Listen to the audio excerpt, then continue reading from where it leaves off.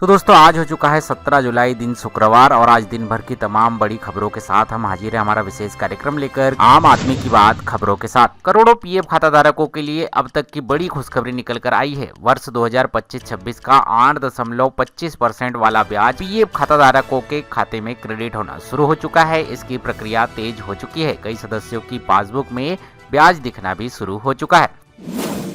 20 जुलाई से शुरू होने वाले मानसून के सत्र से पहले सरकार और विपक्ष दोनों अपनी रणनीति बनाने में जुटे हैं। सर्वदलीय बैठक बुलाई गई है जिससे आगामी विषयों पर चर्चा की जा सके।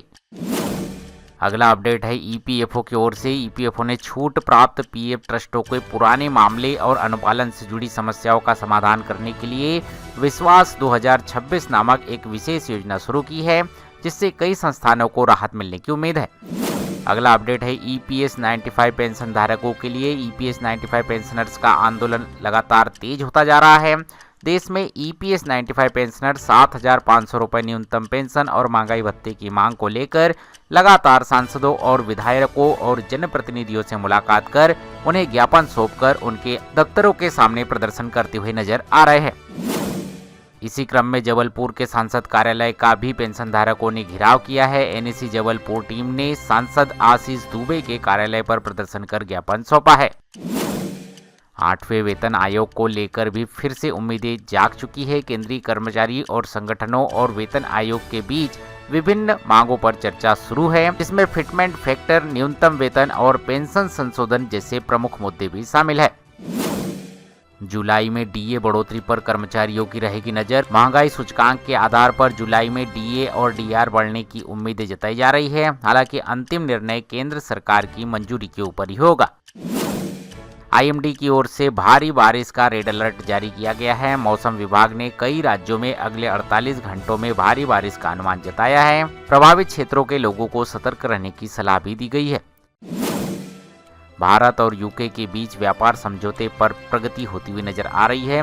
भारत और ब्रिटेन के बीच मुफ्त व्यापार समझौता को लेकर बातचीत आगे बढ़ रही है। यदि ये समझौता अंतिम रूप लेता है तो दोनों देशों में व्यापार और निवेश को बढ़ावा मिल सकता है। भारत का विदेशी मुद्रा भंडार हुआ मजबूत। भारतीय रिजर्व बैंक ने ताजा आंकड़ों के अनुसार देश की विदेशी मुद्रा भंडारण बढ़ा हुआ बताया। विशेषज्ञ इसे भारतीय अर्थव्यवस्था के लिए सकारात्मक संकेत मान रहे हैं। जिन खातों में पीएफ का ब्याज नहीं आया वो क्या कर सकते हैं, इसको लेकर ईपीएफओ ने दिया अपडेट। यदि आपकी पीएफ पासबुक में अब तक ब्याज नहीं आया है तो घबराने की जरूरत नहीं। ईपीएफओ चरणबद्ध तरीके से सभी के खाते में पीएफ का ब्याज अपडेट करेगा। आप उमंग ऐप, ईपीएफओ के पासबुक पोर्टल और यूएनए के माध्यम से अपना स्टेटस चेक कर पाएंगे। ऑटो क्लेम सेटलमेंट से भी क्लेम निपटान में आई तेजी। ईपीएफओ ने लगातार अपने डिजिटल सिस्टम को किया मजबूत। ऑटो क्लेम सेटलमेंट के कारण कई सदस्यों के पीएफ खाते में 2 से 3 दिन में ही आए पैसे। सरकार ने सामाजिक सुरक्षा का दायरा बढ़ाने के लिए असंगठित और छोटे प्रतिष्ठानों के कर्मचारियों को ईपीएफओ से जोड़ने की दिशा में काम किया है शुरू। इससे भविष्य में अधिक कर्मचारियों को पीएफ में पेंशन का लाभ देने की सरकार की है तैयारी। एनएसी राष्ट्रीय संघर्ष समिति का देशव्यापी जनसंपर्क अभियान जारी। एनएसी के पदाधिकारियों ने विभिन्न राज्यों में सांसदों, विधायकों और जनप्रतिनिधियों से लगातार मुलाकात कर रहे हैं। इनका उद्देश्य है कि ईपीएस 95 पेंशनर्स की मांगों को केंद्र सरकार द्वारा जल्द से जल्द मंजूर करवाया जाए। न्यूनतम पेंशन बढ़ाने की मांग फिर से जोर पकड़ी। ईपीएस 95 पेंशनर्स लंबे समय से 7,500 रुपये महंगाई भत्ते की मांग कर रहे हैं। कई संगठनों का कहना है कि वर्तमान में पेंशन में सम्मानजनक जीवन जीना कठिन हो रहा है। ई श्रम पोर्टल से जुड़े श्रमिकों के लिए भी आई खबर। ई पोर्टल के माध्यम से असंगठित क्षेत्र के करोड़ों श्रमिकों को विभिन्न सरकारी योजनाओं से जोड़ने का अभियान है जारी। सरकार का लक्ष्य अधिक से अधिक पात्र श्रमिकों को सामाजिक सुरक्षा का लाभ पहुंचाना है। पीएम किसान की अगली किस्त से पहले सरकार ने जारी किया अपडेट। पीएम किसान सम्मान निधि की अगली किस्त जारी होने से पहले लाभार्थियों को ई-केवाईसी, बैंक खाते की आधार सीडिंग और भूमि रिकॉर्ड अपडेट करने की अपील। जिन किसानों का सत्यापन पूरा नहीं होगा उनकी किस्त में हो जाएगी देरी।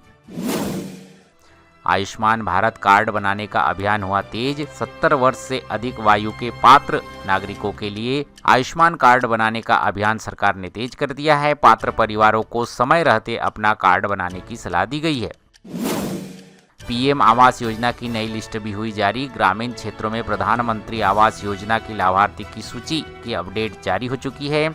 जिन लोगों ने आवेदन किया है वे आधिकारिक पोर्टल पर अपना नाम और आवेदन की स्थिति जांच सकते हैं।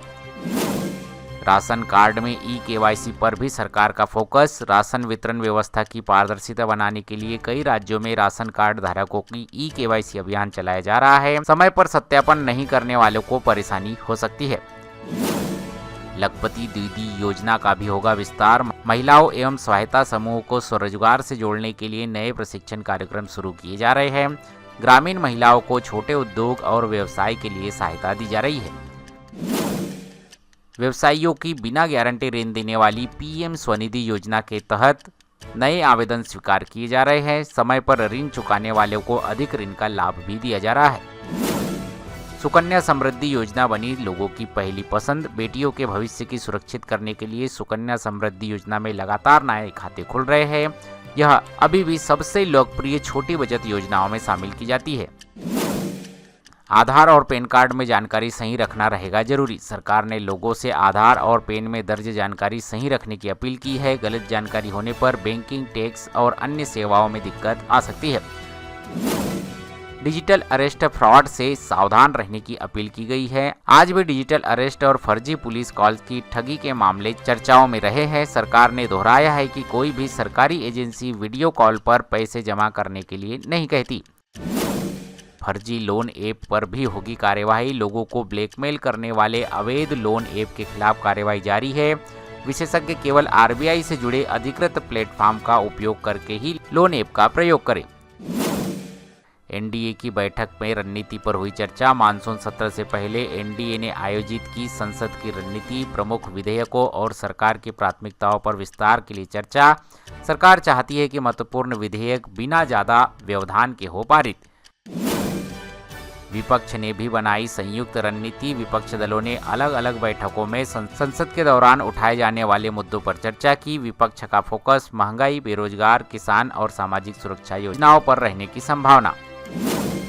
राज्य के कर्मचारियों का डीए में भी होगी बढ़ोतरी। केंद्र की घोषणा के तुरंत बाद उत्तर प्रदेश, मध्य प्रदेश और बिहार जैसे राज्यों के अपने कर्मचारियों के डीए बढ़ने की भी उम्मीद। नीट और प्रतियोगी परीक्षा में सुधार को लेकर नेशनल टेस्टिंग एजेंसी टीएनए ने आगामी परीक्षाओं के लिए नए सख्त डिजिटल सिक्योरिटी प्रोटोकॉल किए तैयार। एलआईसी एजेंट के लिए भी नए इंसेंटिव का ऐलान। भारतीय जीवन बीमा निगम ने नए डिजिटल टूल और एजेंट कमीशन स्ट्रक्चर को बेहतर बनाने की घोषणा। तो फिलहाल आज के इस वीडियो में बस इतना ही। अगर आपको आम आदमी की बात खबरों के साथ का यह प्राइम टाइम बुलेटिन अच्छा लगा हो तो वीडियो को लाइक, शेयर और चैनल को सब्सक्राइब कीजिए और कमेंट में बताइए कि आपको आज की इन 50 खबरों में सबसे महत्वपूर्ण खबर कौन सी लगी। मैं हूँ आपका साथी शेष सोलंकी। मिलते हैं कल रात 8 बजे दिन भर की 50 नई ट्रेंडिंग और भरोसेमंद खबरों के साथ। तब तक के लिए जय हिंद, धन्यवाद।